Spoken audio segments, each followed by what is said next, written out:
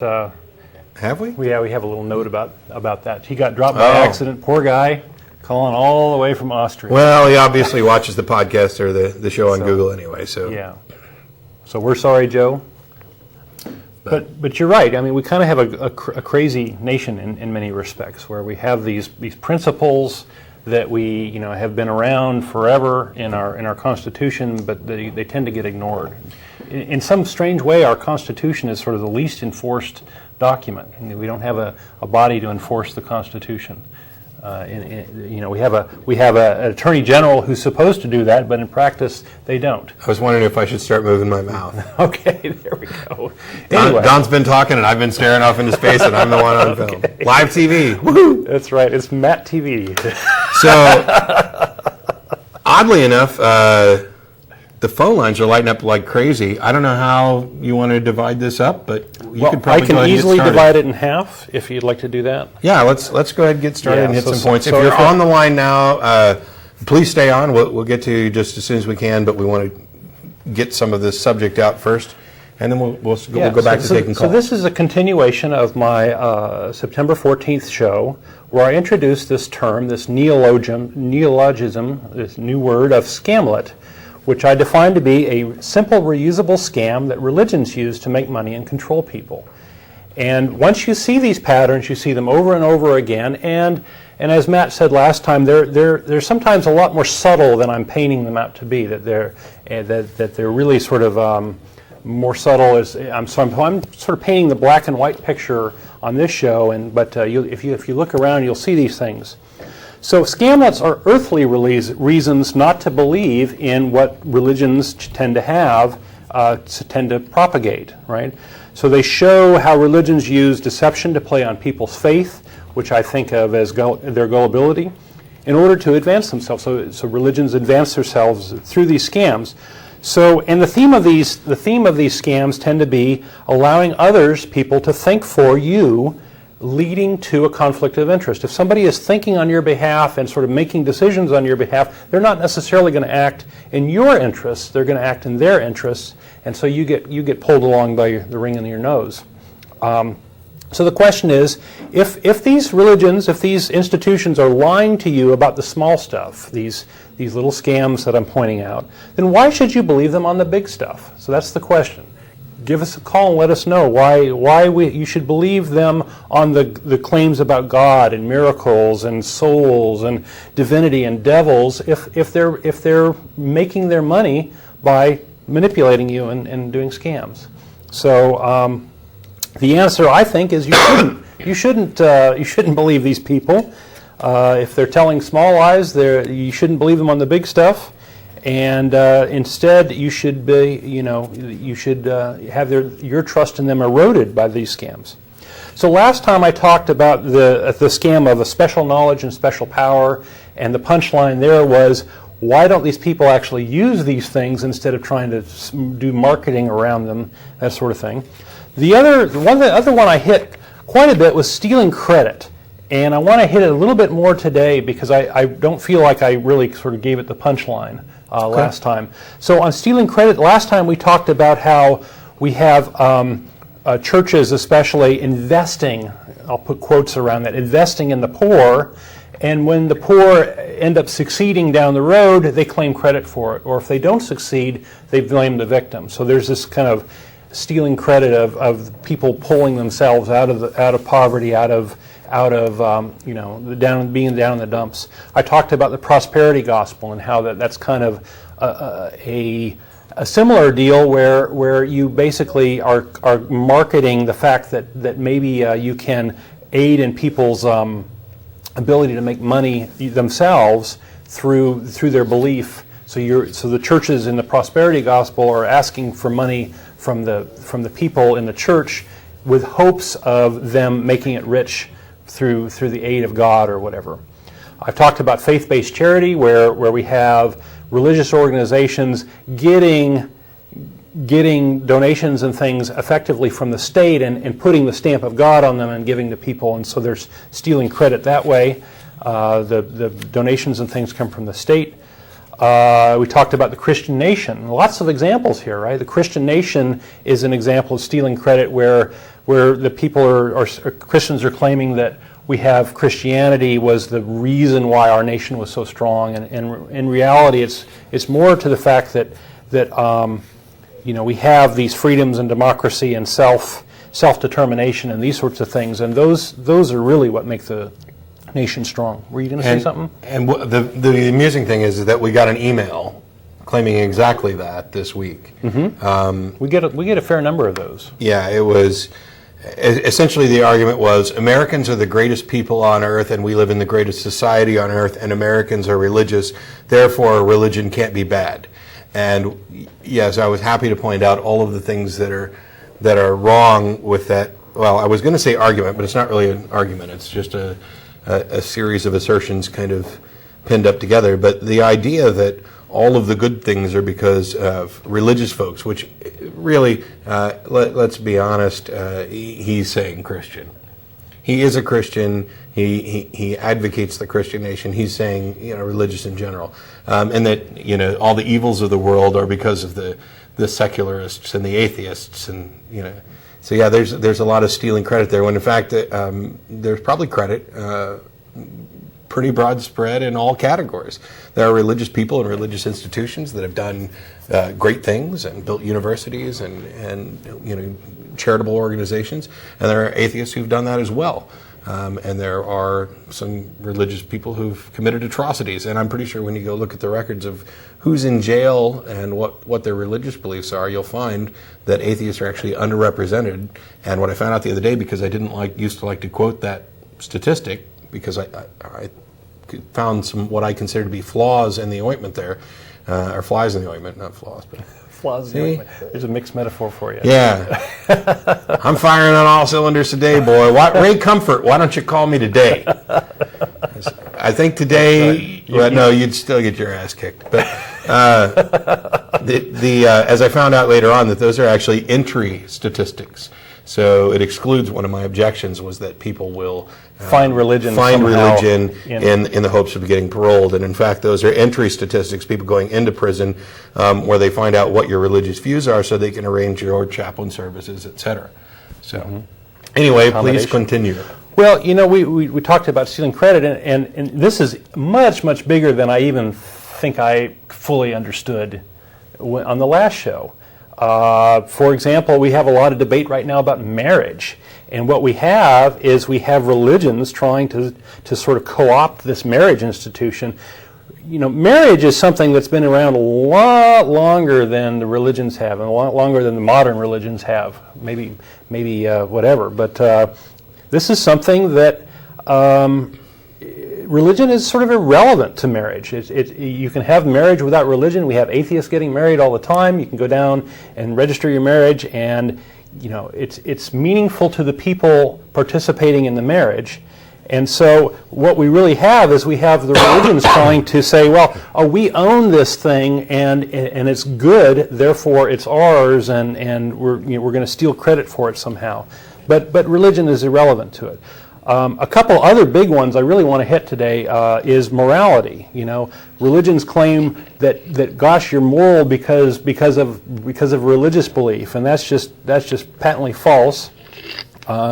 If you look at the moral behavior of a lot of religious leaders, that should be enough to dissuade you from that sort of thing. And I don't want to launch into a long thing about morality because Jen did the show recently on morality. So and also one of my favorite things from the last week or so that somebody sent me, and I'm going to kind of reformat it and twist it a little bit.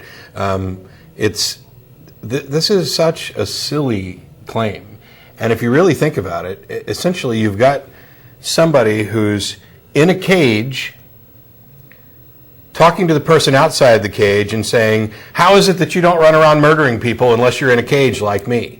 That's how crazy that idea is, that religion has some kind of stranglehold on decent morals. And in fact, I'd point out, and I have a number of times, that a lot of the things that many of these religions project as good moral values are in fact, according to my views of morality, completely immoral.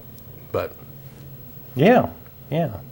This whole threat of torture for finite crimes, infinite torture for finite crimes. It's crazy. Or the It's idea insane. that two consenting, loving adults could do something that they both enjoy that harms nobody else, and this is somehow wrong. Sorry, you can't sell me on that one. Yeah. Ever. So here's another big one of stealing credit is the whole science thing, right?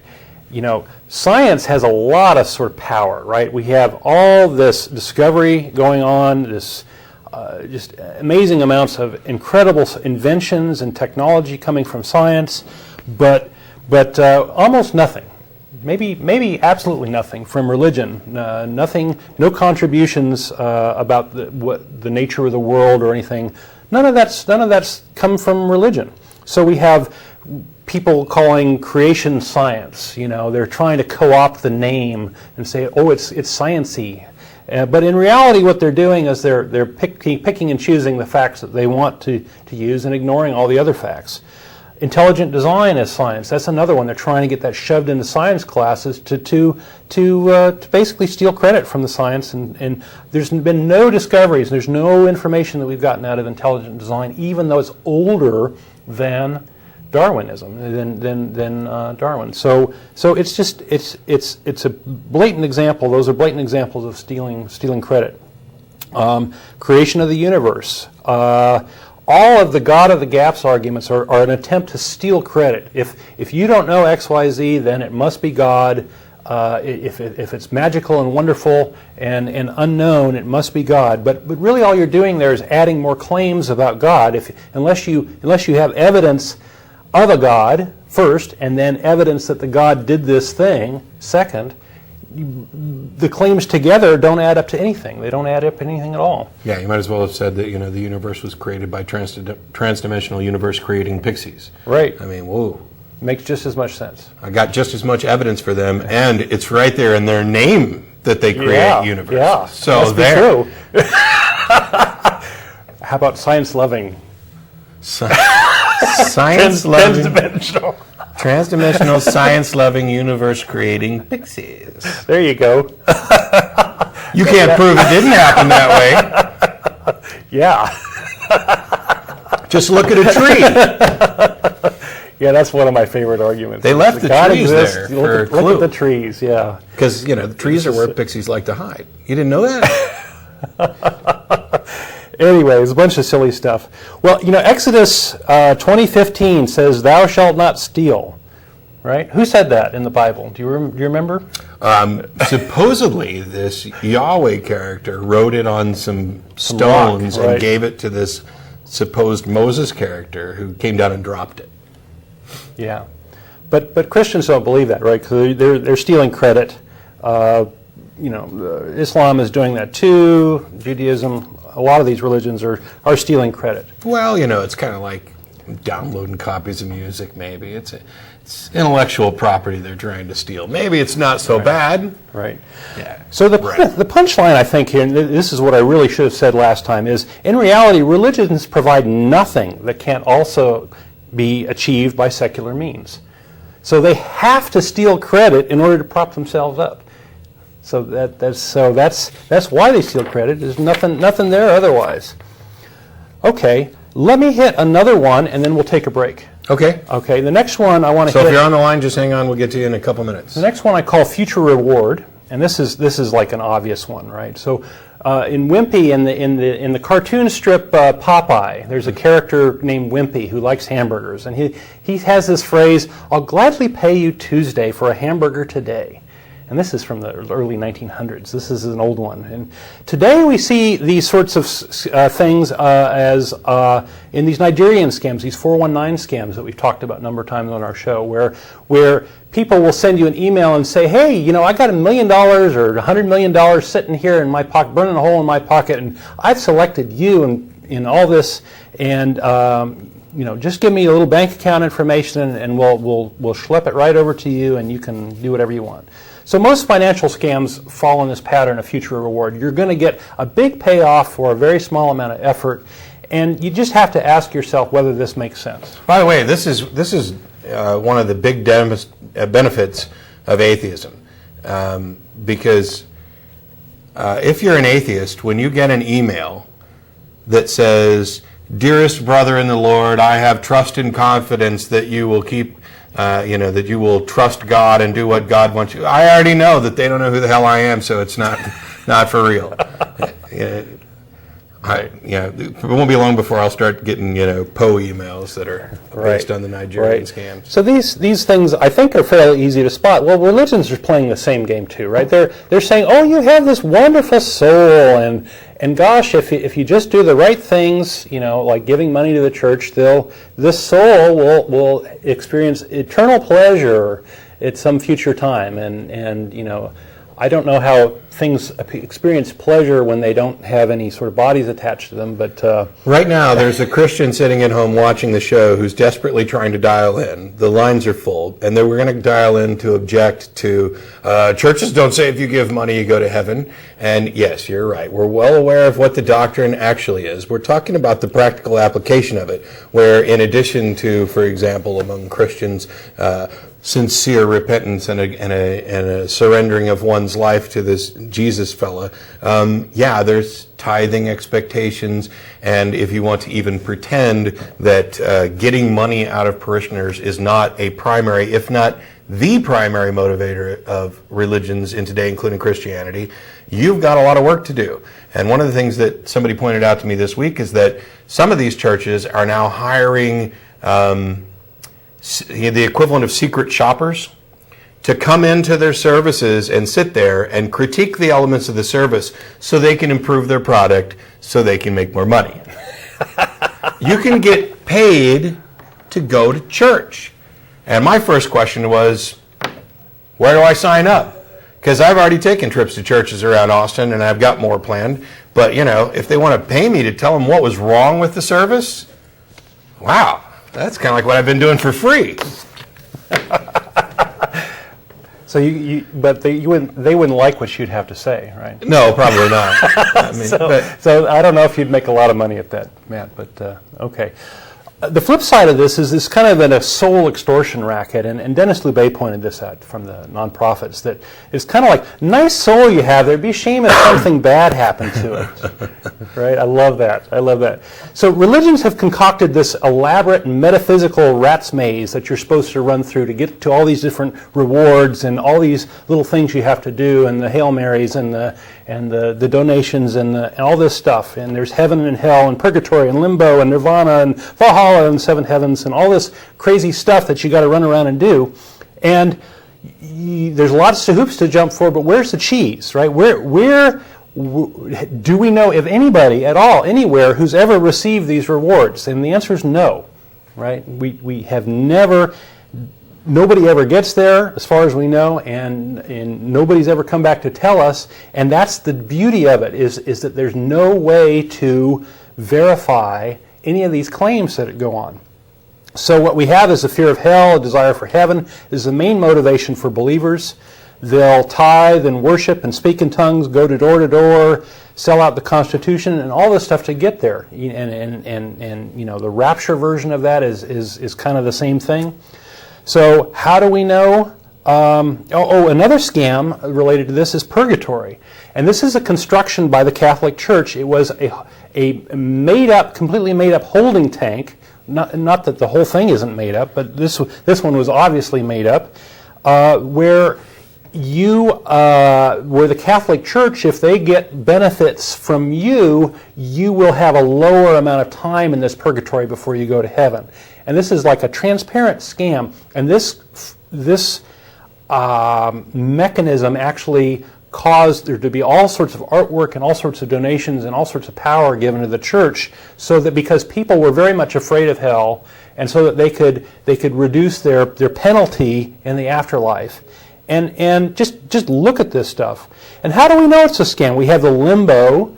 All right, that was another made-up one. Well, this used to be part of the church doctrine, and now it's gone. Now they've said, oh, that was just a theological hypothesis, and this happened recently, right? So stuff is coming and going. Hell, once it used to be an almost universal belief, that's disappearing. Does that mean that hell is disappearing? Does that mean it's not a real place? I don't get it, right? So, Well, the big thing, you pointed out both of the problems, which is we have no reason to think that anybody's ever gotten this supposed afterlife, that a soul exists, that it persists after death, that it got to wherever it was supposed to going. And even if you assume that was true, you don't know that necessarily that's what happened. Maybe you've been duped and lied to. Maybe manna from heaven is like Soylent Green. It's people. Right.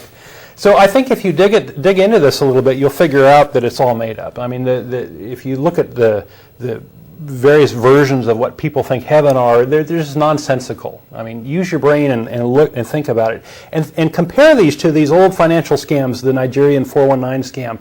You're going to get all this big benefit for this little thing that you pay now, which may seem little to you, but in mass, when you add it up with a lot of people, it matters.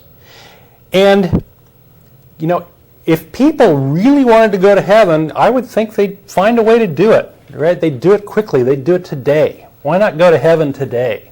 And if people really thought that this was true, we could set up some sort of mechanism where we can dispatch people off to heaven. Get the Muslims to go fight it out with the Christians in some sort of cage fight.